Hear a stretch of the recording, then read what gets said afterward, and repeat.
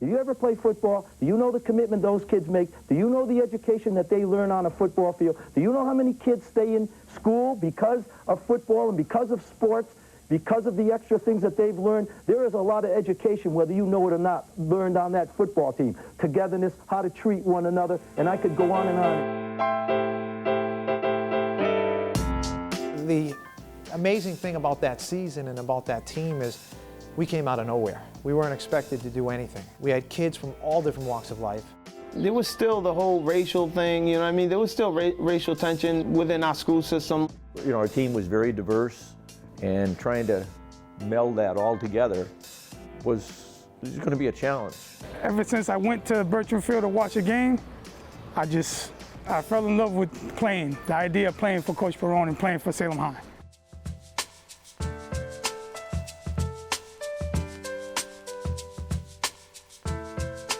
Many of my teammates were using football as a way to cope with the many challenges in their personal lives. When I came to Salem, I wasn't living with my mom. My mom was going through some substance abuse problems. I was getting ready for school. My uncle at the time got a call, and he said, Phil, we gotta go to Pequot, because that's where she was living at. And I went to step in, because from the outside, she was sitting up. I thought everything was okay. I went to step into the house, and paramedics said, no, you can't come in here. And that was the unfortunate break of sophomore year. I had my son at the end of my sophomore year. Me and my then girlfriend would take our son to the daycare at school. Middle of my junior year, he was already kicking the football because I used to kick off. So it was special. My brother came down, spinal meningitis, and lost both his legs. When he was sick, he was at the hospital. He was over here in Shaughnessy. They'd wheel him to the window so he could see as much as he could. I just wanted to play hard for my brother, that's all. My mother, she used to be a political journalist in the Dominican Republic, and she used to investigate certain politicians, and she investigated somebody that was very connected. They threatened our life, and we came here to Salem. Just great for those kids. They were strong, blue-collar workers, kids that didn't have a lot, kids that appreciated everything that the coaches and the community did for them. All my kids are like my family.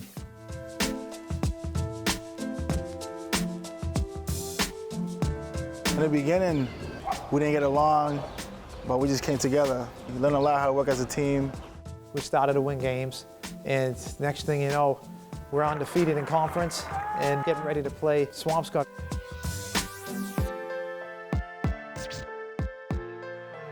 Salem teachers are on strike. The Salem football team is undefeated in the Northeastern Conference, and they play at undefeated Swampscott Saturday. Salem never, ever had a strike before. And what happened was that some of the demands of the administration were so severe that we were abashed. We just didn't know how to handle something like that.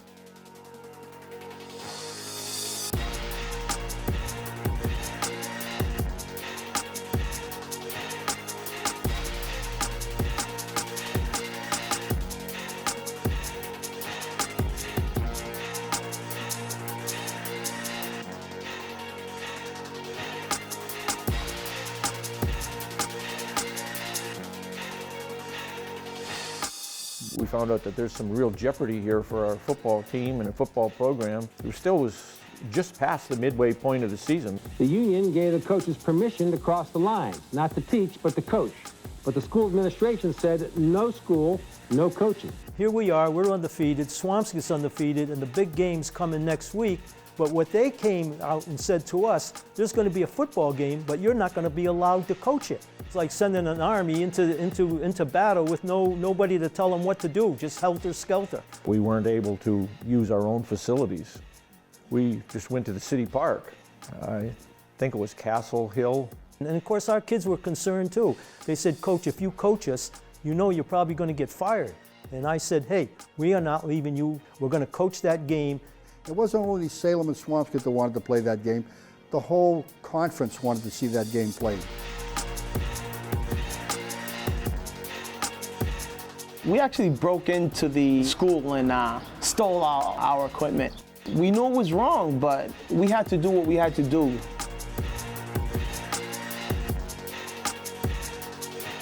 Do you think Coach Perone is fit to coach this football team and should be coaching this football team? No. Ed Curtin hands football coach Ken Perone a cease and desist order. 37 years when it comes to this. All right, coach. They ain't taking it. No, the guy just warned me. Just put it on the scanner. They're coming down. They're coming down to get it. Don't worry about it, coach.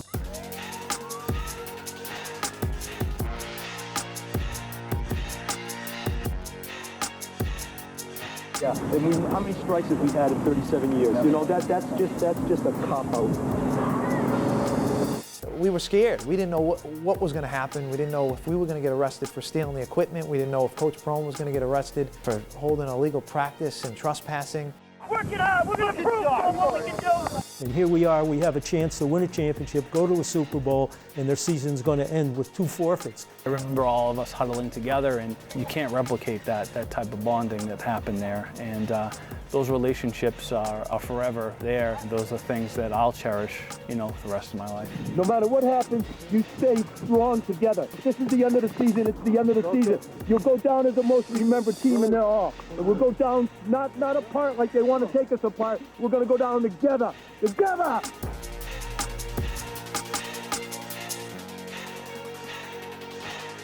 I don't think I had any doubt in my mind the coaches would stick with us. They've been there for me for the 4 years prior to that. I knew they'd always stick by me. I am very concerned about young people being manipulated and led astray. And what comes to mind is Jim Jones and Waco. When it came out on TV, I'm watching that program that night, and I just started to laugh. Right then and there, I knew that he wasn't fit to be superintendent of schools. How can the superintendent of schools say this? You know, you believe the coaches. You believe that they're teaching you the right thing.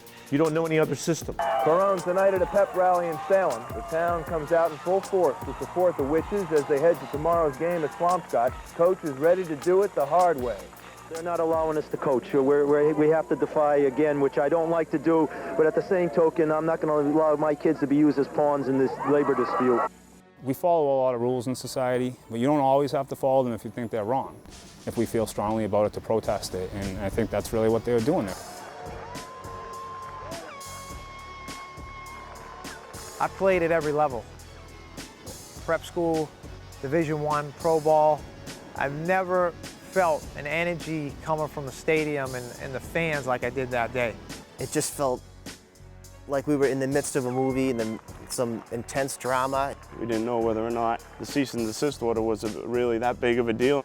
I was like frozen in thought going on the field. I really wasn't thinking about anything. All I cared about was holding on to my coaches, going through this together with them.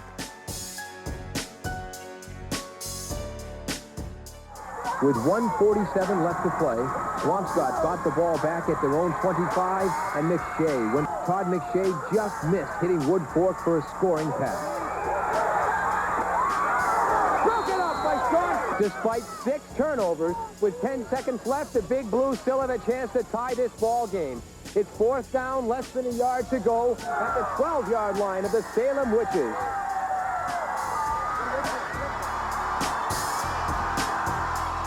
A week of built-up tension in me just all came out. A big weight was off my shoulders, you know, that we had got through that day, not knowing that the next 2 weeks are going to be just as dramatic. The strike was still going on. Each game became more and more important, and like anything, when the level of importance goes up, the emotion goes up. The Winthrop game, we didn't play as well as we should have. We went down there and they played us tough, took it to us, and you know, at halftime we were down. Well, we did this one play that we were not successful earlier on during the game, but we just went for it. Well, I don't even know how many seconds we had. Salem quarterback Sean Stellato. Oh, touchdown to Manuel DePina.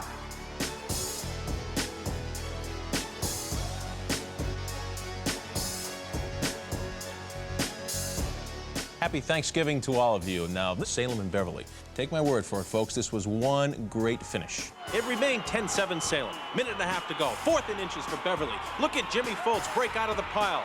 Beverly leads 13-10, and it appears they will win the game. When they scored, part of me felt that this was it. You know, the Beverly kids were all happy and going crazy, and I just told them, I said, hey, buddy, Don't celebrate now, you left too much time on the clock.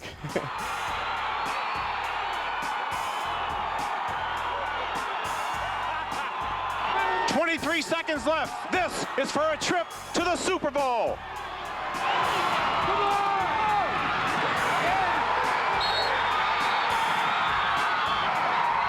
Wouldn't you know they did. They left a little too much time. Another miracle drive down for a touchdown. Super Bowl, baby! I've never had back-to-back-to-back 3 games that came down to almost to the last play of the game, and 2 of them where we had to score in the last 20 seconds to pull it out. I think after we beat Beverly, that team was just totally wiped.